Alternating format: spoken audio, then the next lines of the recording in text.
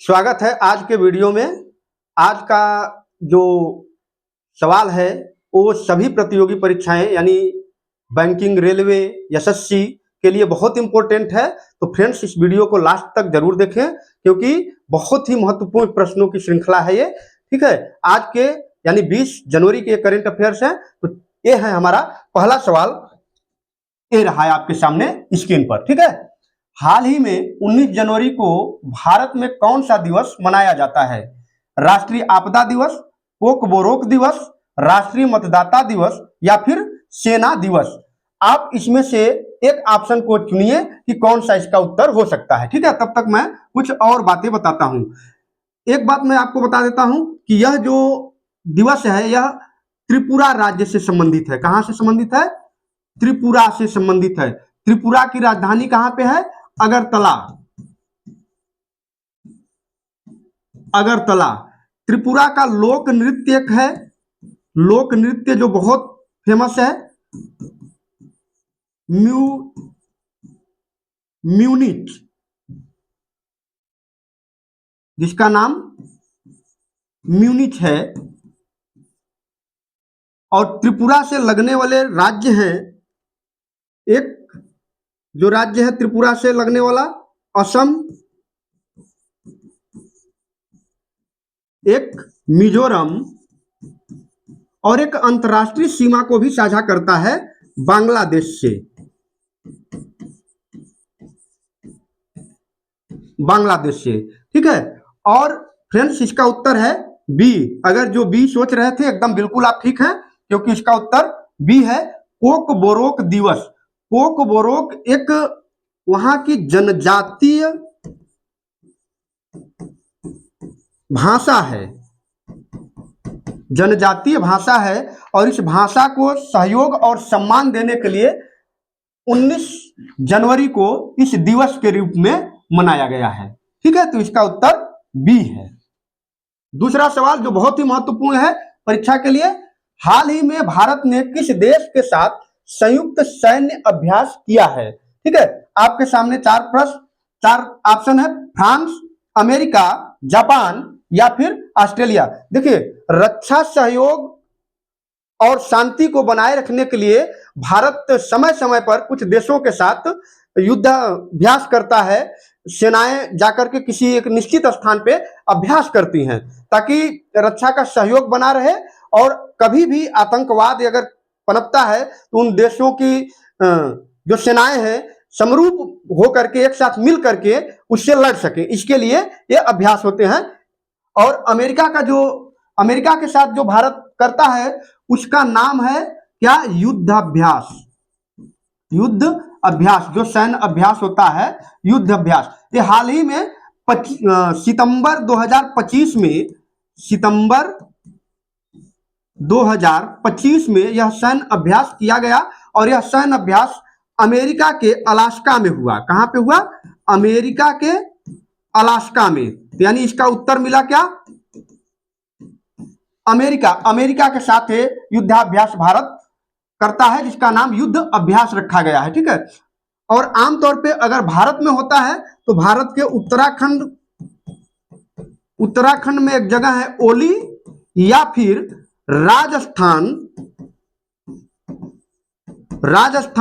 में एक जगह है महाजन, वहां पे यह सैन्य अभ्यास होता है। ठीक है, और इसका मुख्य उद्देश्य क्या है? रक्षा सहयोग को बढ़ावा देना, शांति बनाए रखना। ठीक है, तो इसका उत्तर अमेरिका है। चलिए हम अब अपने अगले प्रश्न पे चलते हैं। और हाल ही में किस संस्था ने रेपो रेट को अपरिवर्तित रखा है? रेपो रेट को, ठीक है, कौन सी? एसबीआई, आरबीआई, सेबी या फाइनेंस मिनिस्ट्री? आप इसमें से उत्तर सोचिए, तब तक मैं आपको बताता हूं कि रेपो रेट क्या है। ठीक है, रेपो रेट यह वह दर है जिस पर आरबीआई बैंकों को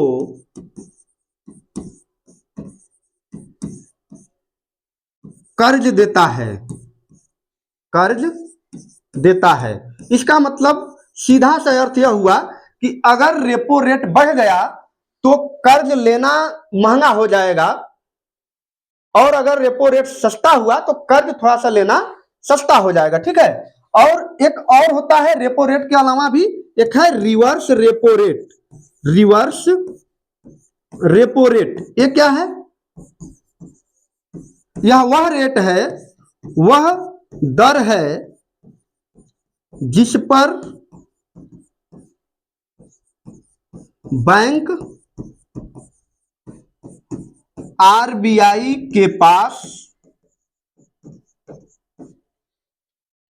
के पास पैसा जमा करते हैं, पैसा जमा करते हैं। ठीक है, तो यहां से क्या मिला?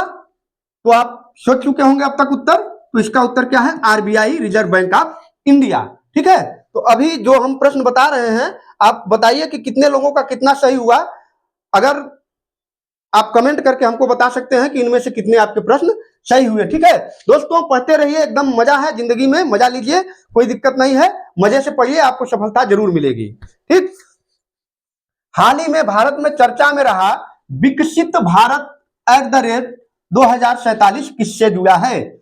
Skill India, digital India, development India by 2047 या स्टार्टअप इंडिया। ठीक है, तो इसका सीधा सा संबंध है विकसित भारत। प्रधानमंत्री नरेंद्र मोदी की एक पहल है, वो चाहते हैं कि भारत सामाजिक, आर्थिक और राजनीतिक रूप से सामाजिक, आर्थिक और राजनीतिक रूप से भारत क्या हो? विकसित हो, विकसित हो, लोगों को बेहतर सुविधाएं मिले। तो उन्होंने एक लक्ष्य रखा है कि भारत 2027 तक, यानी डेवलपमेंट इंडिया बाई 2047, ठीक है, 2047 तक जो है भारत विकसित हो जाएगा। ठीक, चलिए हम अपने अगले प्रश्न पे चलते हैं। ये रहा हमारा अगला प्रश्न। स्वच्छ सर्वेक्षण में लगातार प्रथम स्थान पाने वाला शहर कौन सा है? भोपाल, सूरत, इंदौर या फिर पुणे। ठीक है, इनमें से आपको बताना है। देखिए, स्वच्छता सर्वेक्षण हर साल अपशिष्ट आपदा प्रबंधन किस शहर का कैसा रहा है, वहां का रखरखाव कैसा रहा है, इन सभी पैमानों पर किया जाता है, और एक सर्वेक्षण जारी होता है और बताया जाता है कि कौन सा शहर टॉप पे रहा है। और लगातार, यह आश्चर्य की बात है फ्रेंड्स कि लगातार इंदौर 8वीं बार, कितनी बार? 8वीं बार लगातार टॉप पर रहा। ठीक, इसके बाद सूरत है इसके बाद। ठीक, और सबसे गंदे शहरों में जो शामिल हुआ वो कौन सा था?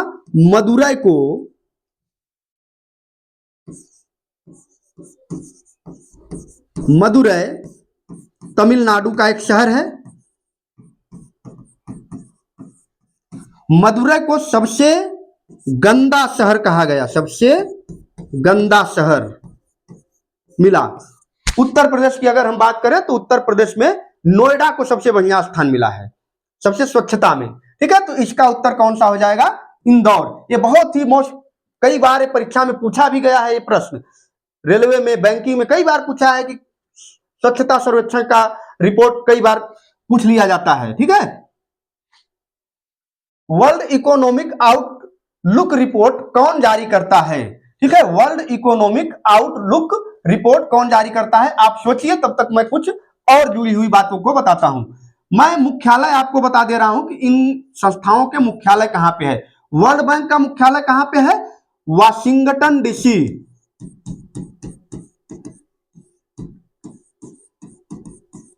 वाशिंगटन डीसी ये कहां पे है? USA, United state of America. IMF इसका भी कहां पे है? इसका भी वाशिंगटन डीसी में ही है।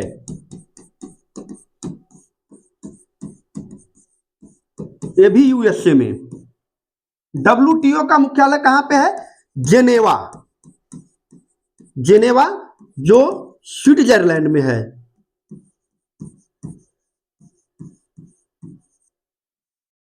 और यूएनडीपी का जो मुख्यालय है वो है न्यूयॉर्क,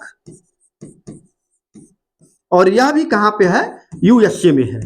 ठीक है, अभी हाल ही में वर्ल्ड इकोनॉमिक आउटलुक रिपोर्ट जारी करने वाला संस्था आईएमएफ है। यह रिपोर्ट आईएमएफ के द्वारा जारी किया गया था।